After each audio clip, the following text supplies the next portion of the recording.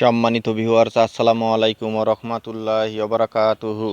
আশা করি সবাই আল্লাহর অশেষ রহমতে ভালো আছেন, সুস্থ আছেন। এই চ্যানেলে আরেকটি নতুন গুরুত্বপূর্ণ ভিডিওতে আপনাদের সবাইকে স্বাগতম। আজকে আলোচনা করব মহার্ঘ ভাতা দেওয়ার সিদ্ধান্ত বাতিল হলে কঠোর কর্মসূচির হুঁশিয়ারি।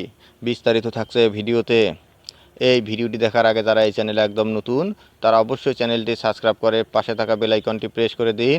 আজ যারা ইতিমধ্যে সাবস্ক্রাইব করেছেন তাদেরকে জানাই অসংখ্য ধন্যবাদ। মহার্ঘ ভাতা দেওয়ার সিদ্ধান্ত বাতিল হলে কঠোর কর্মসূচির হুঁশিয়ারি।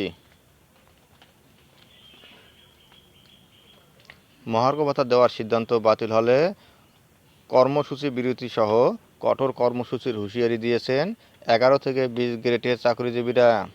শনিবার 25শে জানুয়ারি জাতীয় প্রেস ক্লাবের সামনে আয়োজিত এক প্রতিবাদ সমাবেশে বক্তারা এসব কথা বলেন।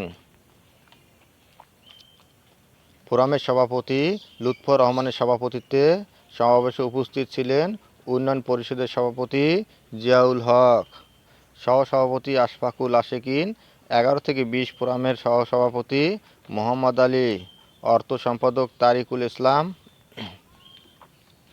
সহ-সম্পাদক আনিসুর রহমান, মোহাম্মদ শাহ আলম, ঢাকা বিভাগ সাধারণ সম্পাদক আশিকুর রহমান, সিনিয়র সহ-সভাপতি রবিউল ইসলাম সোহাগ, মহানগরের যুগ্ম আহ্বায়ক মনির হোসেন, কেয়াফতের হোসেন সোহাগ, সহ-সভাপতি ফজলুর রহমান প্রমুখ।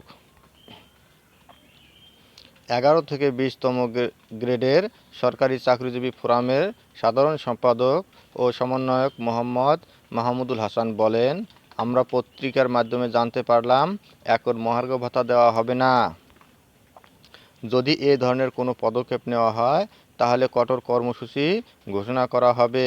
প্রয়োজনে সারা দেশে কর্মবিরতির মতো কর্মসূচি ঘোষণা করা হবে। এর আগে গতকাল বৃহস্পতিবার প্রধান উপদেষ্টার কার্যালয়ে বিষয়টিতে সায় না দিয়ে মহার্ঘ ভাতার নথি ফেরত পাঠিয়ে দেয়। সূত্র বলছে, বর্তমান অর্থনৈতিক পরিস্থিতি বিবেচনায় আপাতত এ ভাতা দেওয়া সমীচীন হবে না। পরে পরিস্থিতি স্বাভাবিক হলে বিষয়টি ফের বিবেচনা করা যেতে পারে। এদিকে বিশ্লেষকরা বলছেন, বর্তমান পরিস্থিতিতে এখনই সরকারি কর্মকর্তা কর্মচারীদের মহার্ঘ ভাতা দেওয়াটা যৌক্তিক সময় নয়। উল্টো মূল্যস্ফীতি নিয়ন্ত্রণে সংকোচনশীল মুদ্রানীতির পাশাপাশি সরকারি ব্যয়ে কাটছাঁট করার কথা বলছেন বিশ্লেষকরা। বেসরকারি গবেষণা সংস্থা সেন্টার ফর পলিসি ডায়ালগের সিপিডি নির্বাহী পরিচালক ডক্টর ফাহমিদা খাতুন গণমাধ্যমকে বলেন, এখন উচ্চ মূল্যস্ফীতি বিরাজ করছে। তাছাড়া অন্য কোনো খাতের বেতন মূল্যস্ফীতির সঙ্গে সঙ্গতি রেখে বাড়েনি। এ পরিস্থিতিতে সরকারি চাকরিজীবীকে মহার্ঘ ভাতা দেওয়া হলে তা মূল্যস্ফীতিকে আরও উস্কে দেবে। তিনি আরও বলেন, একই সঙ্গে সমাজে বৈষম্য সৃষ্টি করবে, অন্যদের প্রতি ন্যায্যতা হবে না। সার্বিকভাবে এ সময়ে সরকারের এ ধরনের সিদ্ধান্ত না নেওয়াই যৌক্তিক। বিশ্বব্যাংকের বাংলাদেশ কার্যালয়ের সাবেক প্রধান অর্থনীতিবিদ ডক্টর জাহিদ হোসেন গণমাধ্যমকে বলেন, মহার্ঘ ভাতা দেওয়ার পক্ষে অর্থনৈতিক ব্যাখ্যা দেওয়া সম্ভব নয়। কারণ এমন তো নয় যে সরকারি কর্মচারীরা খুব কম বেতনে চাকরি করছেন।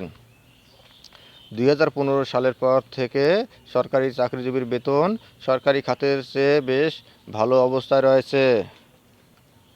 তিনি বলেন, উপসচিব হলেই বিনা সুদে গাড়ির ঋণ এবং সেই গাড়ির ব্যবস্থাপনার জন্য প্রতি মাসে বাড়তি 50,000 করে টাকাসহ অন্যান্য সুবিধা বাড়ানো হয়েছে।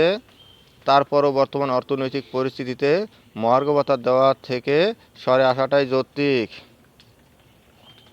ধন্যবাদ জানিয়ে বিদায় নেওয়ার আগে আবারও অনুরোধ জানাই, যদি ভিডিওটি ভালো লাগে এবং সর্বশেষ শিক্ষামূলক আপডেট নিউজ পেতে চান তাহলে অবশ্যই চ্যানেলটি সাবস্ক্রাইব করুন।